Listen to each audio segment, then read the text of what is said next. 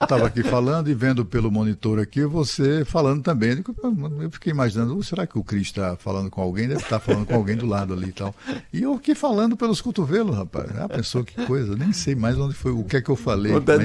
Nada. Pode começar do zero, claro. Você fala assim, o vírus segue por aí, pum, acabou. É aquela coisa, aquela advertência que a gente sempre faz, né? E é bom reiterar agora. O ministro, aliás, fez isso ontem, fez isso hoje na coletiva, né? A advertência de que o vírus continua aí, né, Cris? Continua ativo, continua à espreita, continua ameaçando todo mundo, continua infectando pessoas e matando, né?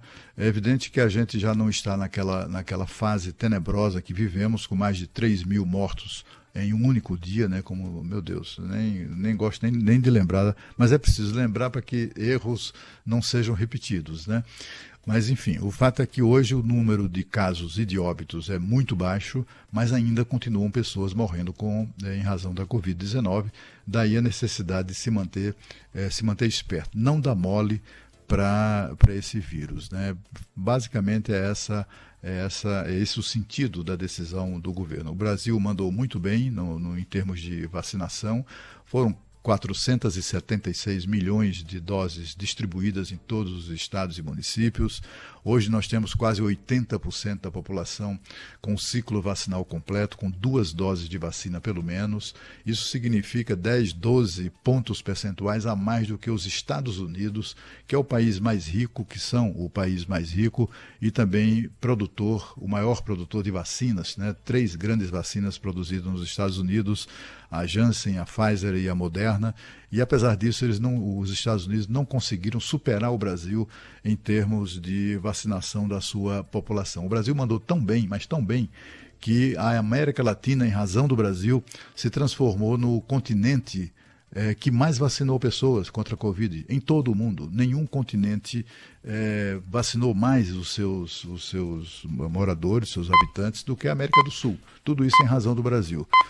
Portanto, assim, o Brasil mandou bem, está certo, tudo bem. Estamos em condições com a autoridade de subir esse degrau, passaram a relaxar dessa questão aí do estado de emergência, né?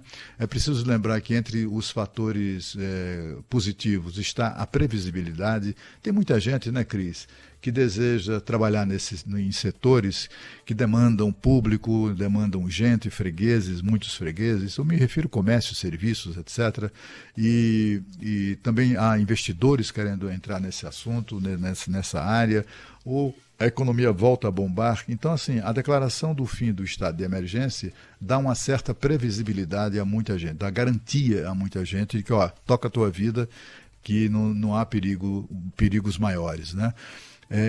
Esse o sentido. Muita gente ainda fica na esperança ou na expectativa de que a Organização Mundial da Saúde dê a última palavra. Para essas pessoas, a gente precisa lembrar que no início da pandemia, a OMS relutou por 2 meses quase em decretar o estado de pandemia. Talvez em razão das conveniências político-ideológicas de seus dirigentes com o país onde tudo isso se originou.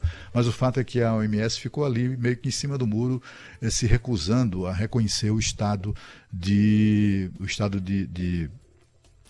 pandemia no mundo todo. E hoje reluta no sentido contrário, né? Hoje a OMS tem dificuldade de desapegar da pandemia, né? E não sem razão, né? É preciso reconhecer que, por exemplo, em continentes como o africano e o asiático, ainda há muitos países que enfrentam situação de pandemia de fato preocupante e por isso a OMS não pode decretar o fim da pandemia, porque isso é verdade apenas em algumas regiões do Ocidente, né? É o caso da América do Sul, é o caso da Europa, Estados Unidos também, né? O Canadá, etc. Mas há no mundo, na África e no Oriente ainda muito vírus a ser combatido. Enfim, é uma conquista dos brasileiros essa posição agora, né? Falta só reconhecer oficialmente que a pandemia acabou. Mas se não acabou, estamos muito próximos disso. É isso aí. E estarmos atentos, né, Cláudio? Como eu reforcei aqui na abertura, estarmos atentos à nossa situação vacinal. Se a gente chegou a esse ponto, é porque também a gente contribuiu com isso. O brasileiro, como a gente já destacou, gosta, entende a necessidade e a importância da vacina, apesar de alguns relutarem contra isso, né, ou lutarem contra essa condição. E é importante que a gente mantenha essa nossa proteção lá em cima, né? Bem protegidos, sigamos bem protegidos com as vacinas em dia. Certamente a gente vai manter esse quadro muito mais confortável para nós depois de tanta tragédia que a gente viveu ao longo desses últimos 2 anos. 5h18. Bastidores do Poder, na Rádio Bandeirantes.